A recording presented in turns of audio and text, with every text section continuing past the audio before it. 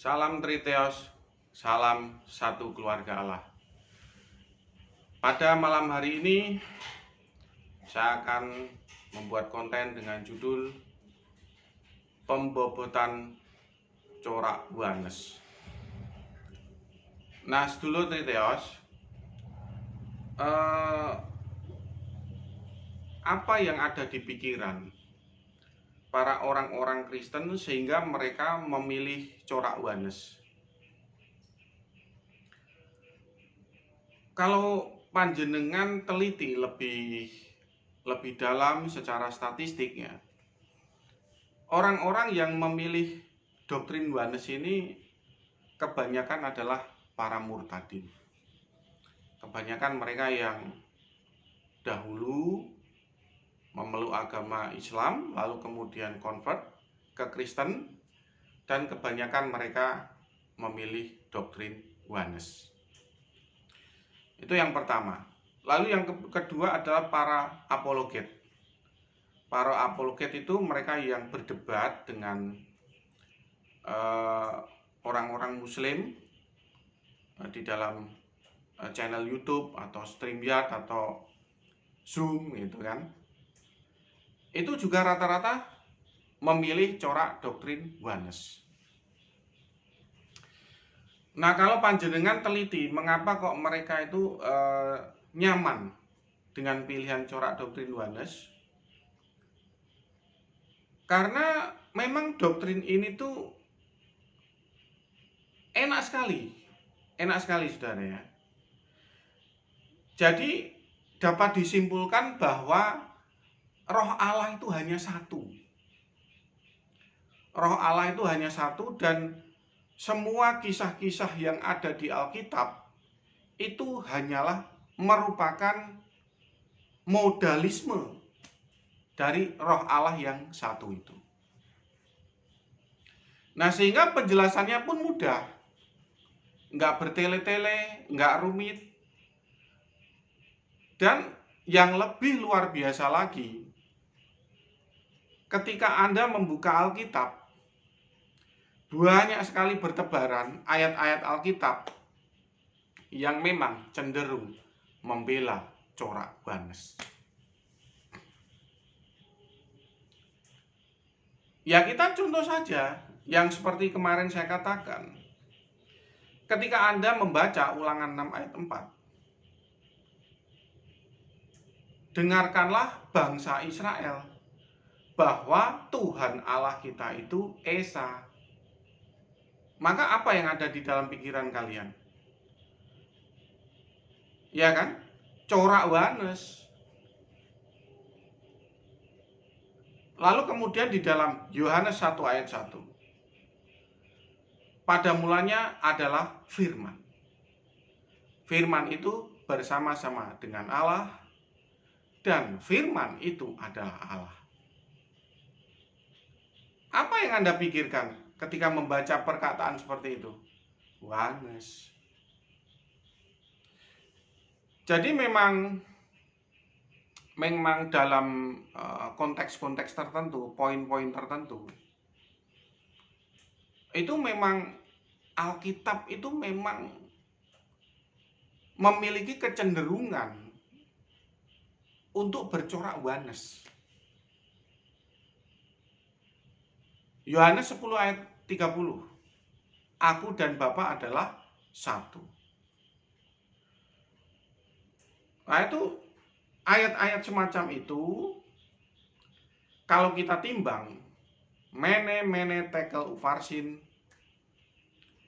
memiliki bobot yang sangat kuat untuk Anda cenderung memilih corak doktrin Buanes.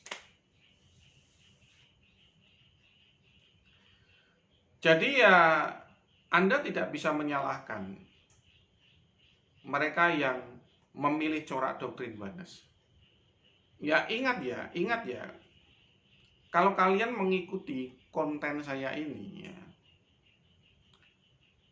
jangan pernah berpikir bahwa salah satu di antara 4 corak ini berbasis buku primbon. Wah, ngawur. Semuanya tuh berbasis Alkitab. Lah makanya panjenengan ini jangan suka membidat-bidatkan saudara seiman yang telah memilih corak doktrin yang lain dari kita. Lah mungkin panjenengan bilang, "Loh Pak Jody, di zaman dulu kan mereka sudah dibidatkan dan dianatema. Dianatema oleh Bapak Gereja kita, pendahulu kita." Lah itu kan urusannya Bapak Gereja pendahulu kita. Itu kan zaman pertengahan, zaman gereja purba. Nggak ada urusan sama kita. Urusan kita ini urusan milenial tahun 2021. Ya. Kalau kalian menimba ilmu dari Bapak Gereja, wah itu bagus. Itu ciami.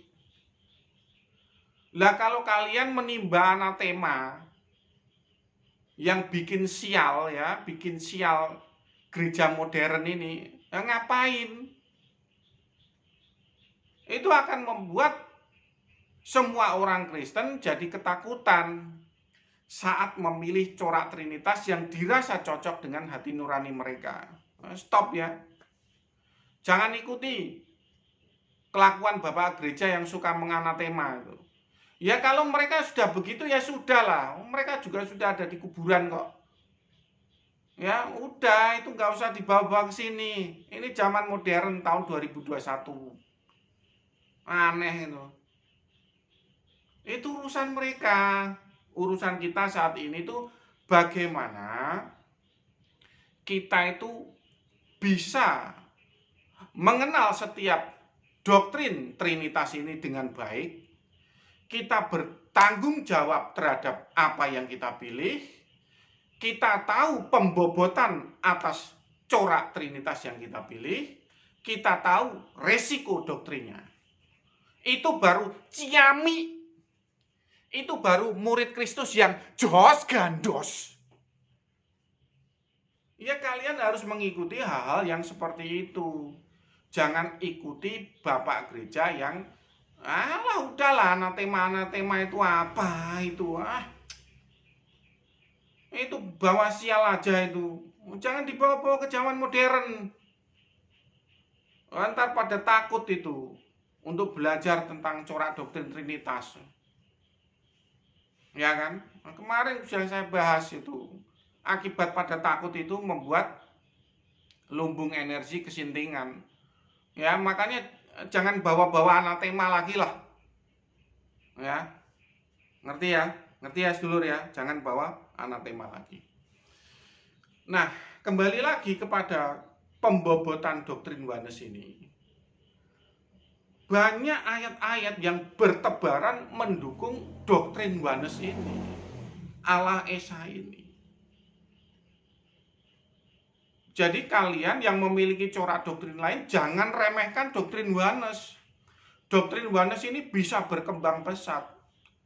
Ya kan, apalagi teolognya itu pintar-pintar, bisa meyakinkan orang, karismatik ya. Mereka membuat suatu teologi yang tersusun rapi. Wah, Triteos pun bisa kalah loh. Triteos pun bisa kalah. Loh kok bisa begitu? Oh, karena para murtadin itu cenderungnya memilih doktrin Oneness. Ya kan? Nah, pembobotan semua ayat-ayat yang saya sebutkan tadi itu akan membuat doktrin Oneness itu menjadi kuat di dalam pemikiran mereka. Nah, sehingga setelah mereka mengumpulkan ayat-ayat yang membuat bobot corak Oneness ini semakin kuat dan mengakar, mereka mulai memikirkan tentang resiko doktrin. Nah ini, para panjenengan yang telah memilih corak doktrin Oneness. Nah ini resiko doktrin yang terus terang saja ini. Saya dulu juga mantan Oneness. Nah resiko doktrin, Oh, bukan. Kalian bilang itu Yesus berdoa di Getsemani ya? Bukan. Itu bukan resiko doktrin Yohanes. Yang namanya hipostasis Allah Esa itu punya ausios hidup dalam diri mereka sendiri. Nggak ada masalah. Itu tetap bisa. Ya, bisa itu. Corak Yohanes itu bisa seperti itu. Nggak ada problem. Ya, walaupun beberapa orang itu juga nggak bisa ya menerima itu bahwa Yesus berdoa pada Yesus. Mereka bingung dengan konsep itu. Tapi sebetulnya kalau kita menilik pada kitab Keluaran 34 ayat 56 ya, kalau tidak salah itu ya, bagaimana Yahweh dalam tiang awan itu berseru pada Yahweh yang ada di langit, sebetulnya itu masih logis. Bagaimana Tuhan Yesus itu berdoa kepada Allah Bapa, memiliki ausios kehidupan dari dirinya sendiri. Walaupun itu hanya merupakan hipostasis. Ya, atau proyeksi dari Allah Bapa, prima causa. Nah, yang jadi problem bagi saya, resiko doktrin Yohanes yang terbesar itu adalah di dalam kitab Wahyu 5 ayat 12. Jadi di dalam kitab Wahyu 5 ayat 12 itu tertulis seperti ini. Terpujilah engkau anak domba. Engkau layak menerima pujian, hormat, kemuliaan dan kekuatan. Karena engkau telah disembelih dengan darahmu yang mahal, engkau telah membeli mereka bagi Allah.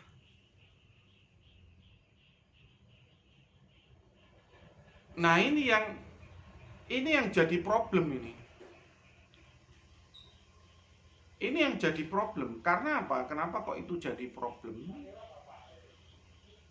Karena kalau Tuhan Yesus atau anak Allah atau anak domba itu hanya hipostasis daripada Allah Bapa yang disetir dari surga. Jadi begini, ini Allah prima causa itu sifatnya monarkianisme ya. Dia nyetir dari surga.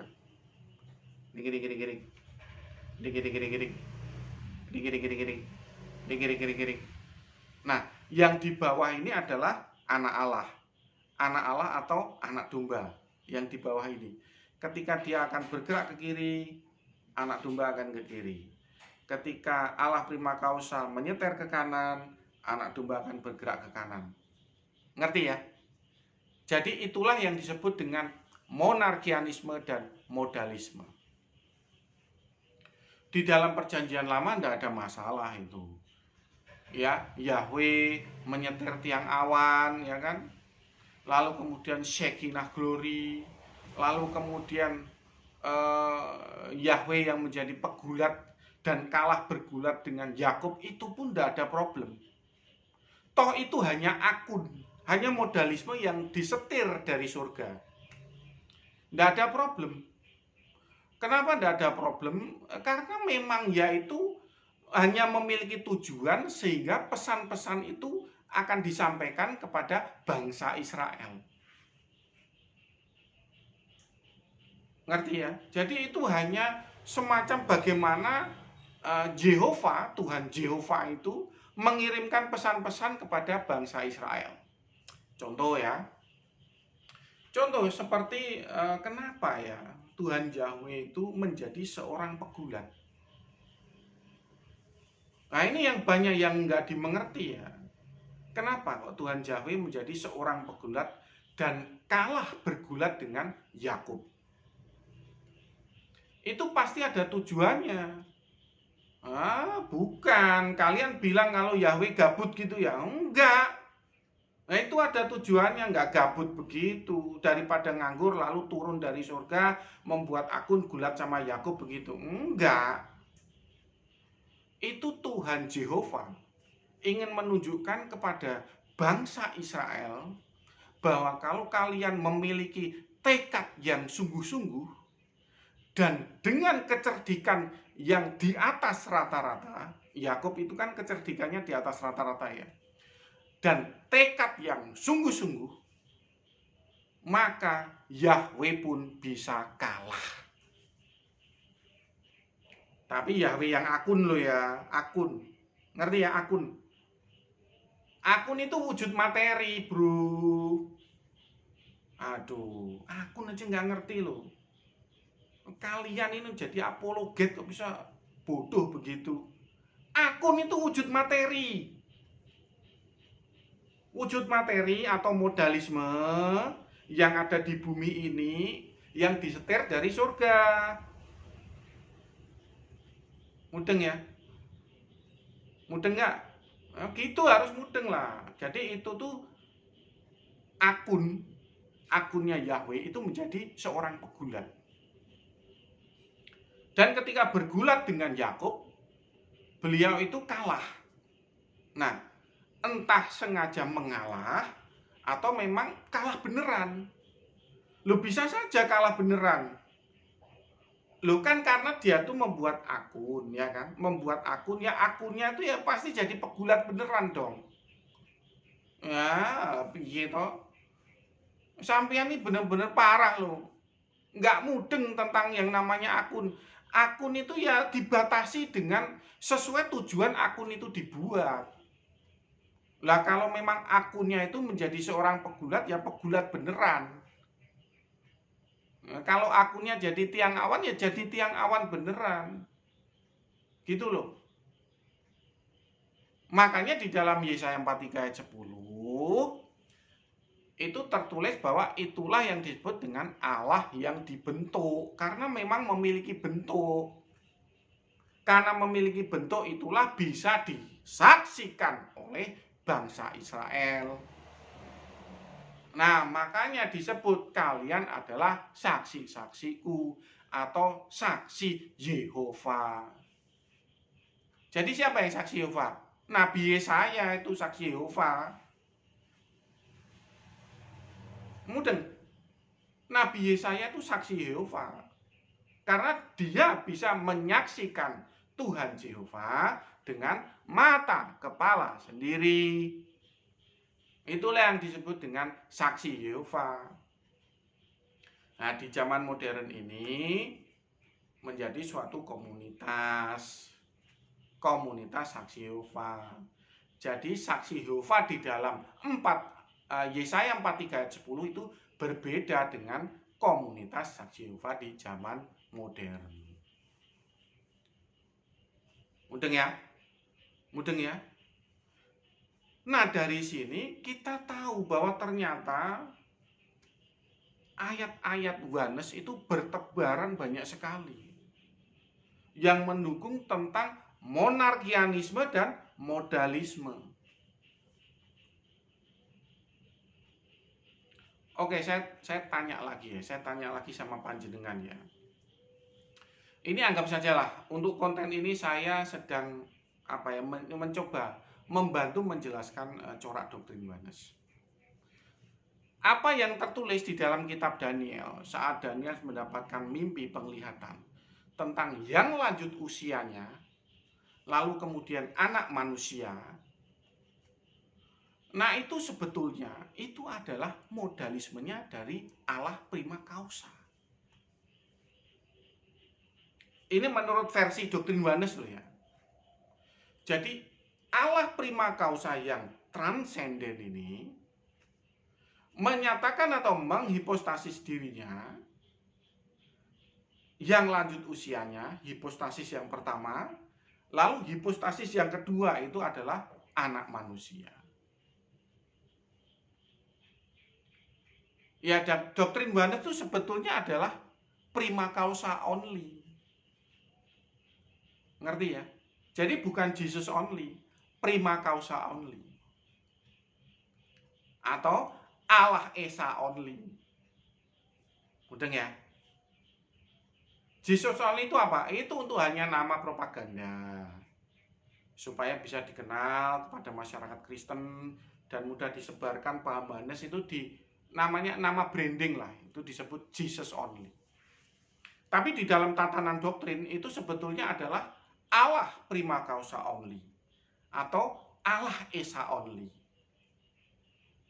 Nah, kalau kita perhatikan pembobotan di dalam ayat-ayat yang ada di Alkitab itu sangat berjibun. Sangat banyak sekali yang membela corak doktrin oneness. Loh, doktrin oneness itu hanya kejedot di dalam Wahyu 5. Wahyu 5. Itu udah mentok deh. Bagi saya tuh mentok. Karena kalau memang kematian Tuhan Yesus di atas kayu salib itu hanya merupakan hipostasis belaka dari Allah prima causa yang menyetir kematian Tuhan Yesus, maka tidak layak kematian seperti itu diberikan pujian, kehormatan selama-lamanya, amin, itu tidak layak. Ya, kalian yang bercorak doktrin oneness, dengerin itu ya. Tolong direnungkan itu.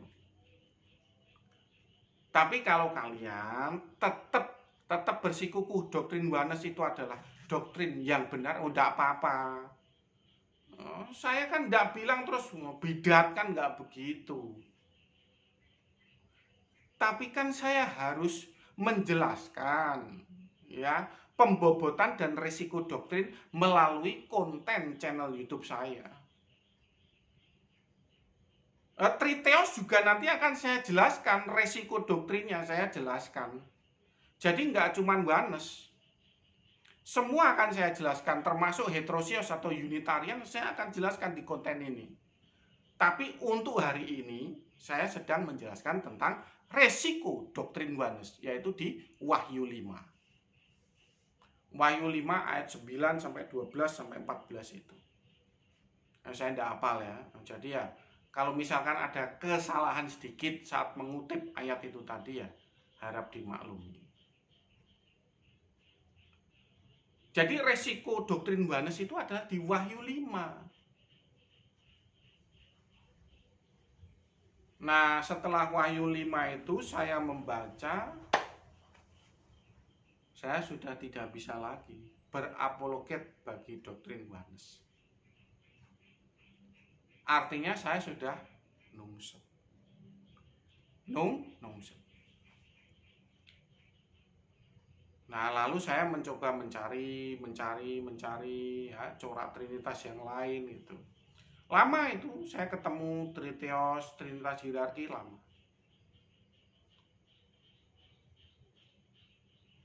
Loh, kenapa kok lama? Ya karena memang nggak ada yang buat konten seperti saya ini, nggak ada, bro. Belajar corak trinitas itu sulit. Kalian ya yang mengikuti konten saya ini ya, jangan pikir para teolog andalanmu itu bisa memberikan penjelasan segamblang ini seperti di dalam konten saya ini. Udah, ngaku aja. Loh, saya ini sudah banyak belajar loh dari teolog loh. Rata-rata tuh bulat.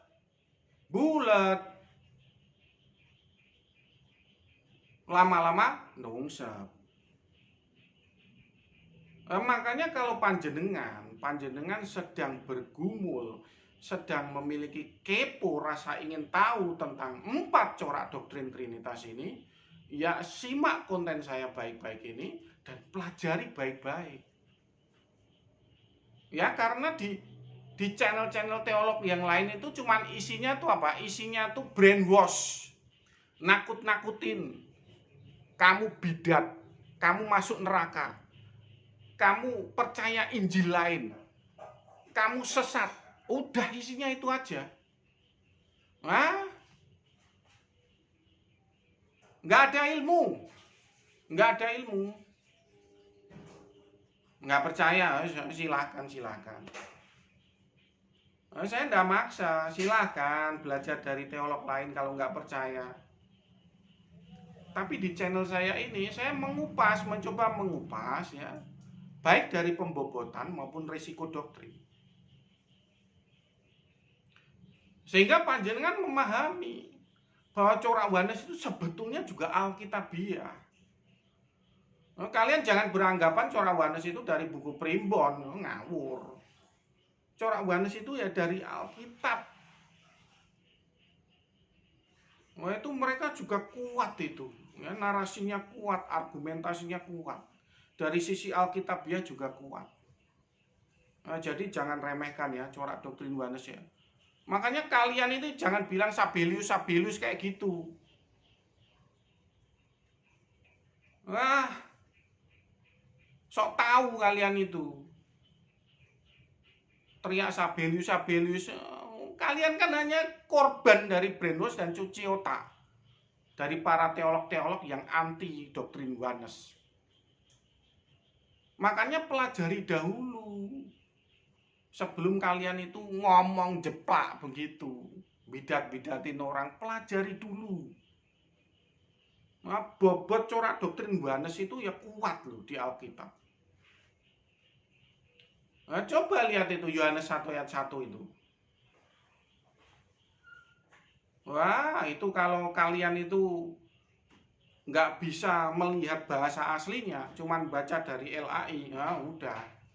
Masuk itu Pak Eko, masuk ke doktrin Yohanes itu.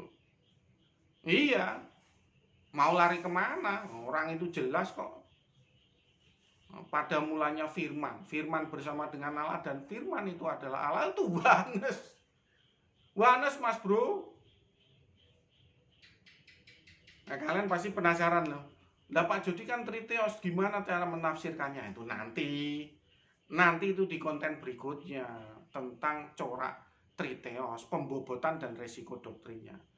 Pada konten ini kan saya sedang membahas tentang pembobotan dan resiko doktrin Yohanes.